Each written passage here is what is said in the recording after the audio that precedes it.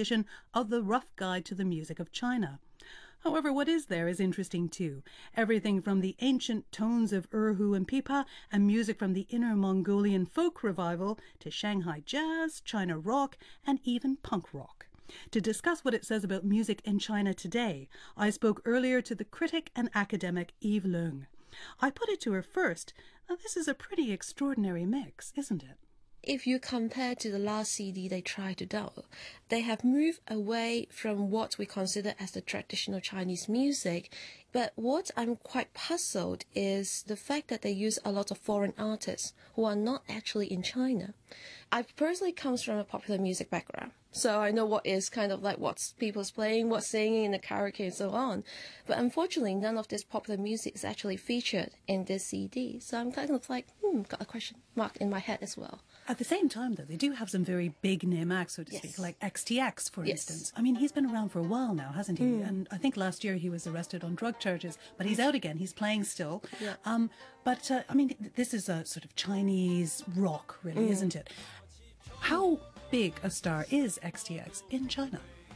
I know they are very big in Beijing. People do buy his CDs, and I actually went onto the Chinese Twitter, the Weibo, and just check him out and see how big he is, just to see if he's really popular or it is some sort of sense that we try to make him popular from the West. And yes, he is popular there.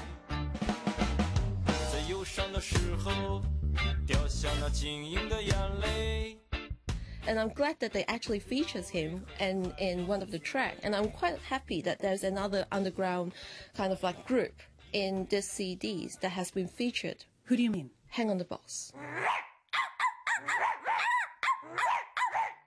I like this track a lot because it starts with the barking dogs. Yeah.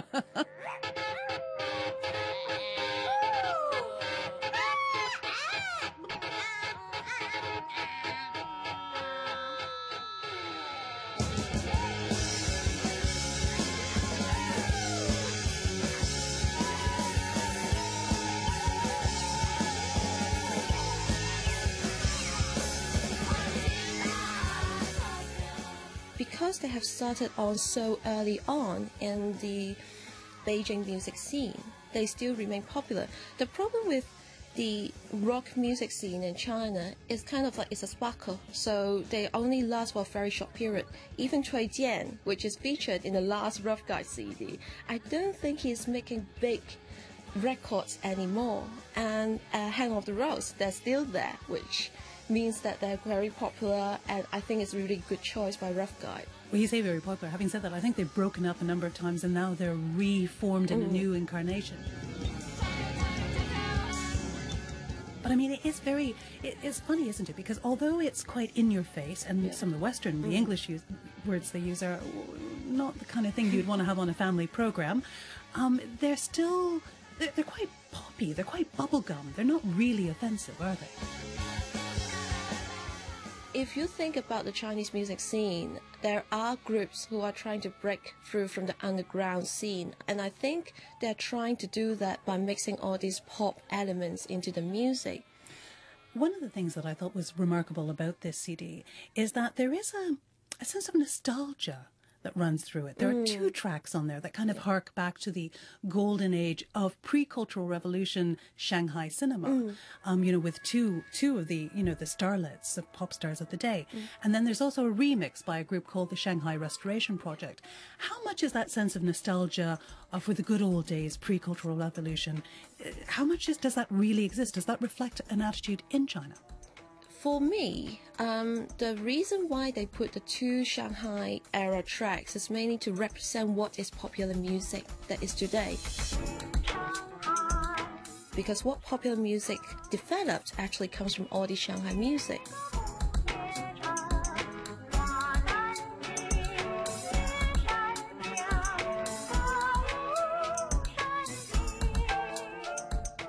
Now, it sounds like, from what you're saying, that although it's not a perfect CD, there's some interesting stuff there. Is there anything you think that is missing, though, that they really should have included? I think what is still missing is what is popular music now. This CD doesn't really represent what people are actually listening. The majority of us are listening in the radio or on the TV. And one part is missing is the music coming from Taiwan. They actually are now the biggest producer of popular music for the Chinese region. I'm not just talking about China, Hong Kong, Taiwan. They actually export their music to Southeast Asia, to the diaspora. And of course, in karaoke, even in London, Chinatown, you would be singing artists from Taiwan. So I'm a little bit disappointed. Eve, is there anybody in particular that you think is prominent that should have been on the CD? Definitely, I was thinking about Jay Chou, who is one of the biggest stars from Taiwan or even in the Chinese music scene. He tried to revolutionize what we've been hearing.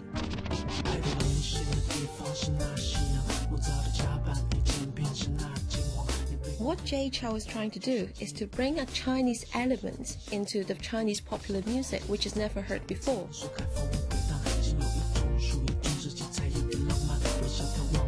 And also he's been mixing a lot of different elements, hip-hop, R&B, and mix it all together and give this new sound.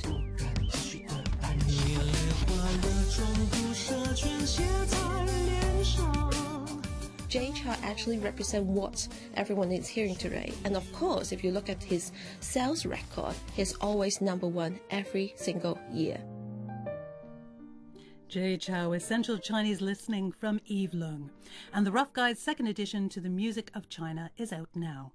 I'm McNamee, and you're listening to The Strand, global arts and entertainment from the BBC World Service. Take a breath now and imagine.